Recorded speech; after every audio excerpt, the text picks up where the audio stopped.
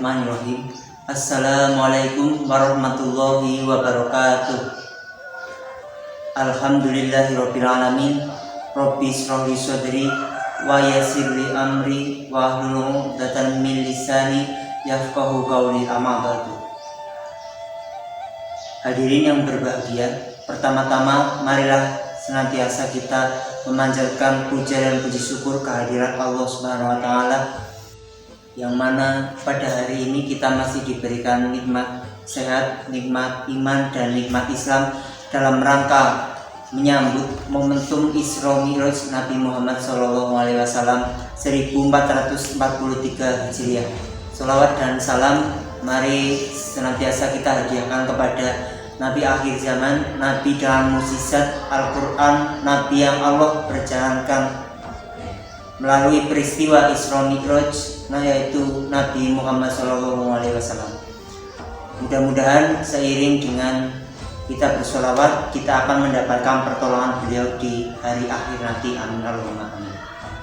Hadirin yang dirahmati oleh Allah Subhanahu wa taala, alhamdulillah pada tahun ini kita diberikan kesempatan umur oleh Allah Subhanahu wa taala untuk bertemu di momentum 27 Rajab 1443 Hijriah yang bertepatan dengan peringatan Isra Mi'raj Rasulullah SAW.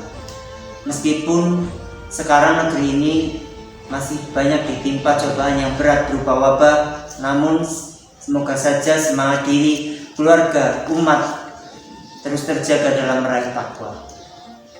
Berkisah tentang peristiwa luar biasa bertajuk Isra Mi'raj Nabi Muhammad SAW, maka kita akan kembali teringat tentang pentingnya ibadah sholat.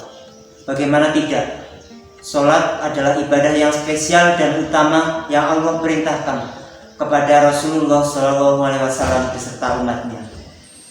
Sebagai bukti dari keutamaan perintah tersebut, Allah menjemput Nabi Muhammad SAW melalui perantara malaikat Jibril dan Buraq agar Rasulullah bisa menjemput perintah sholat melewati 7 lapis langit hingga ke Sidratul Muntaha. Hal tersebut tertuang dalam Al-Quran surah An-Najm ayat 13-15. Bismillahirrahmanirrahim. Walaqad ra'ahu naziyatan ukhra 'inda Sidratil Muntaha wa 'indaha jannatul ma'wa, yang artinya dan sesungguhnya Muhammad telah melihat Jibril itu dalam upaya yang asli pada waktu yang lain, yaitu di Sidratul Muntaha. Di dekatnya ada surga tempat tinggal. Tidak hanya sekadar melewati langit, tetapi Allah juga menurunkan kekuasaannya sebagai Tuhan yang Maha Agung, Maha Kaya lagi Maha Terpuji. Setelah melakukan perjalanan Isra Mi'raj, Nabi Muhammad SAW melihat surga dan neraka, dan juga Baitul Ma'mur yang menjadi kiblatnya para malaikat. Itu adalah bukti bahwa janji Allah sebenar-benarnya nyata.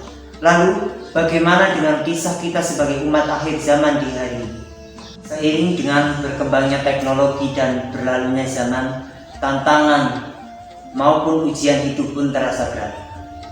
Kita saksikan Masjid Megah makin banyak, tapi jamaah sholatnya makin sepi.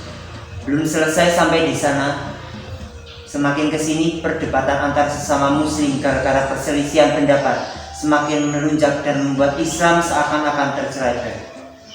Tidak sedikit orang berdebat tentang sholat, tetapi nyatanya mereka belum tentu melaksanakan sholat. Hadirin yang dirahmati Allah, kiranya apa yang salah dari hal tersebut? Yang salah tiada lain dan tiada bukan adalah sholatnya. Sholatnya belum benar, sholatnya belum dengan hati, dan sholatnya belum benar-benar menghadirkan jasmani dan rohani untuk menghadap Allah Subhanahu wa taala. Kalaulah sholat kita benar dari segi niat serta ilmunya, maka sungguh diri ini akan menjadi pribadi yang lebih baik dan lebih dekat dengan takwa. Allah berkalam dalam Al-Quran surah Al-Ankabut ayat 45, Inna sholata tanha 'anil fahsya'i wal munkar waladzikrullahi akbar wallahu ya'lamu ma tasna'un. Artinya sesungguhnya sholat itu mencegah dari perbuatan-perbuatan yang keji dan mungkar, dan sesungguhnya mengingat Allah atau sholat adalah lebih besar keutamanya daripada ibadah-ibadah yang lain. Hadirin yang berbahagia, pada momentum Isra Mi'raj 1443 Hijriah tahun 2022 ini, marilah kita sama-sama berupaya untuk memperbaiki sholat kita. Memperbaiki sholat di sini tidak hanya sekadar menyempurnakan gerakan dan bacaan, tetapi juga menyempurnakan niat, khusyuk, sekaligus menjadikan sholat sebagai kebutuhan kita dalam hidup.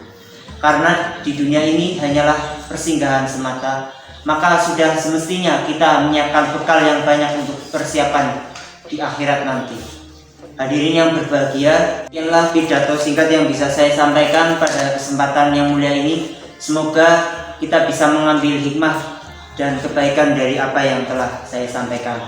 Saya pribadi mengucapkan permohonan maaf yang sebesar-besarnya kepada hadirin apabila perkataan maupun sikap saya kurang berkenan di hati saudara semua.